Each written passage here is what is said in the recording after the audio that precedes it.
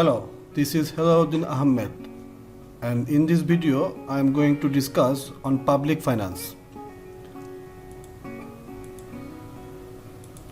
So what is public finance? Public finance is a science that deals with the income and expenditure of public bodies and the government of a nation. The government of a country has to perform two types of functions, namely obligatory functions and optional functions. The obligatory functions can be defense, maintenance of law and order, situation, etc. And the examples of optional functions can be providing various facilities to its citizens like infrastructure, health, environment, etc. To perform all these functions adequately and efficiently, government requires funds from the public, which is a real beneficiary of the public expenditure. Government raises funds from the public in the form of taxes, fees, penalties, sales of goods and services, and also by taking loans.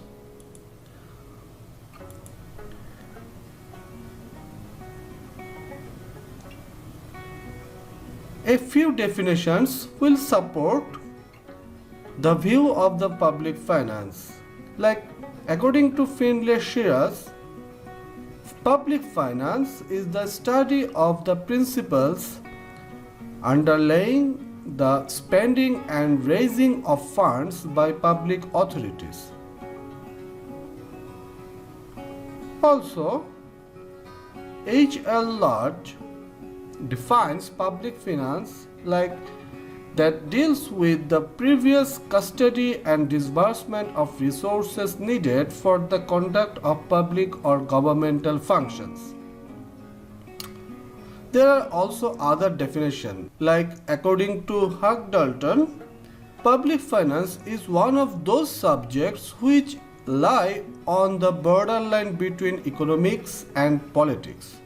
It is concerned with the income and the expenditure of public authorities and with the adjustment of the one to the other. So here is hardly any fundamental differences in the central idea of the mentioned definitions, like public finance relates to the income and expenditure of the government.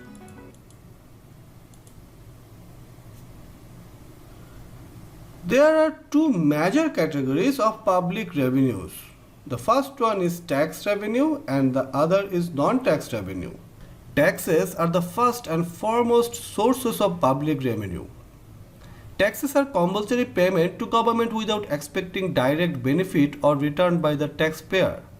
Taxes collected by government are used to provide common benefits to all, mostly in form of public welfare services. Tax revenue is generated from taxes on income, profits and capital gains, taxes on goods and services which include value added tax, that is VAT, and excise duty, and taxes on permission to use goods or to perform certain activities. This is the major sources of public revenue. The government collects tax revenue by way of direct and indirect taxes. Direct taxes includes corporate tax, personal income tax, capital gain tax, gift tax and wealth tax. Indirect tax includes custom duty, excise duty, VAT and service tax, etc. So as a non-tax revenue, fees are another important source of revenue for the government. A fee is charged by public authorities for rendering a service to the citizens. Unlike tax, there is no compulsion involved in case of fees. The government provides certain service and charges certain fees for them. For example, fees are charged for issuing of passport, driving license, etc. Fines and penalties are imposed as a form of punishment for breach of law or non-fulfillment of certain conditions or for failure to observe some regulations. Like taxes, fines are compulsory payment without quid pro quo. But while taxes are generally imposed to collect revenues, fines are imposed as a form of punishment or to prevent people from breaking the law. They are not expected to be a major source of revenue to the government. The government also gets revenue by way of surplus from public enterprise. In Bangladesh, the government has set up several public sector enterprises to provide public goods and services. Some of the public sector enterprises do make a good amount of profits. The profits or dividends which the government gets can be utilized for public expenditure. There is some sort of quid pro quo in the case of surplus from public enterprise. This is because the public gets goods and services and the government gets prices and consequently profits from selling such goods and services. Special assessment of betterment levy, it is a kind of special charge levied on certain members of the community who are beneficiaries of certain government activities or public projects. For example, due to a public park in a locality or due to the construction of a road, people in that locality may experience an appreciation in the value of their property or land. Thus, due to public expenditure, some people may experience unearned increments in their asset holding. Betterment levy is like a tax because it's a compulsory payment, but unlike a tax, in case of betterment levy, there is some element of quid pro quo. Gifts and voluntary contributions by individuals or institutions to the government. Gifts are significant sources of revenue during war and emergency. A grant from one government to another is an important source of revenue in the modern days. The government at the center provides grants to the state governments and the state governments provide grants to the local government to carry out their functions. Grants from foreign currencies are known as foreign aid.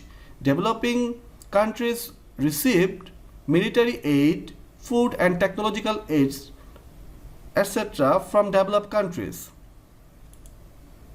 Deficit means an excess of public expenditure over public revenue. This excess may be met by borrowings from the market, from abroad, or by the central bank creating currency. In case of borrowing from abroad, there cannot be compulsion for the lenders, but in case of internal borrowings, there may be compulsions.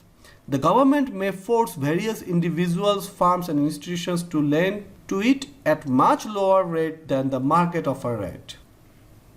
The basic principles of public finance and private finance are same. Individuals and states are similar in the both need resources. Both have to secure maximum results from their resources. Both attempt to get the best out of all item expenditure. There are, however, some important points of difference between private and public finance, like adjustment of income to expenditure. An individual adjusts his expenditure to his income. He is advised to cut his coat according to his cloth, but a state first fixes the size of its expenditure and then proceeds to raise the necessary revenues. Thus, it has to adjust income to expenditure. Expenditure is determined first and the revenues are then raised accordingly. For an individual, there is no definite period over which their accounts must be balanced. State tries to balance its budget in the course of the year. No individual will permit his neighbor or friends to get an idea as how he stands financially.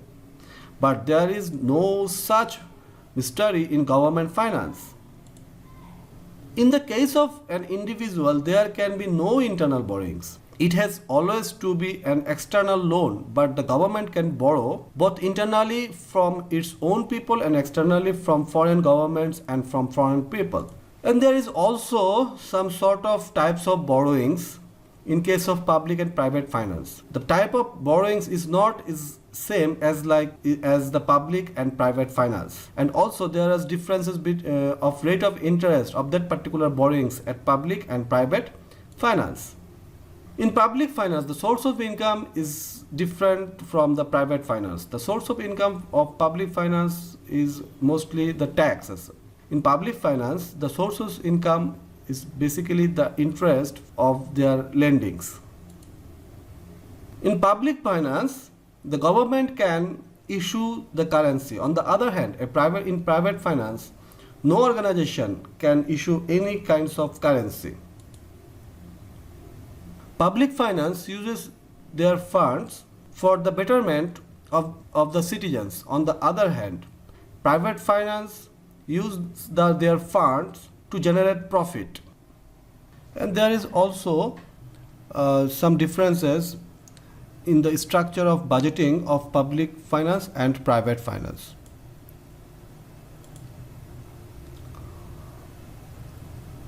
The role of public finance is very crucial for a modern government, as every government ensures social welfare to its citizens, and therefore the scope of governmental activities has been increasing day by day.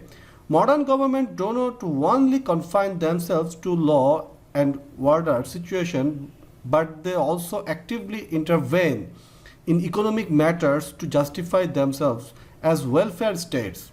The government requires money to spend it on welfare of citizens. Hence, the importance of public finance has increased greatly in recent years. The importance of public finance can be justified on some particular grounds. The first one is the protection to infant industries.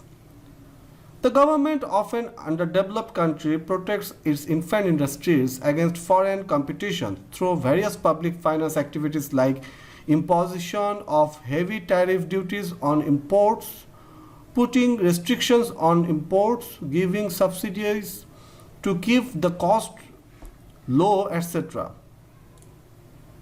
Public finance renders valuable help in the planned economic development of a country.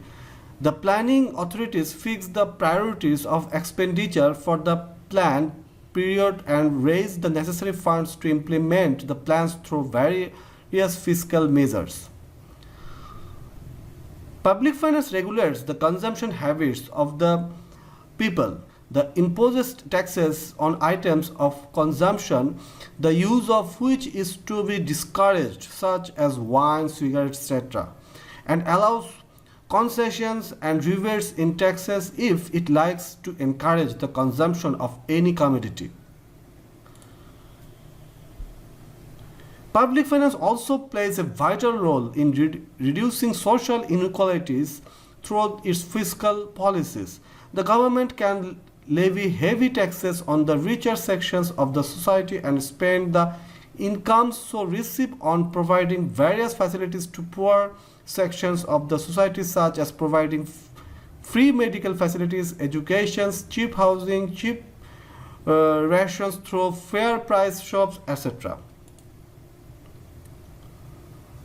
The government always restricts the imports only to the essential items, hence imports of non-essential items are taxed heavily and encourages the exports of its surplus production. It reduces the tax burden on export items and also supports them with subsidies and grants. These operations help the government to maintain balance of trade. Public finance helps industrial development also. Like government grants subsidies and grants to various industries these days to enable them to increase the production of different items. Also, public finance induces the investment during the time of recession through its taxation policies by allowing rebates and other fiscal advantages for investment in desired direction.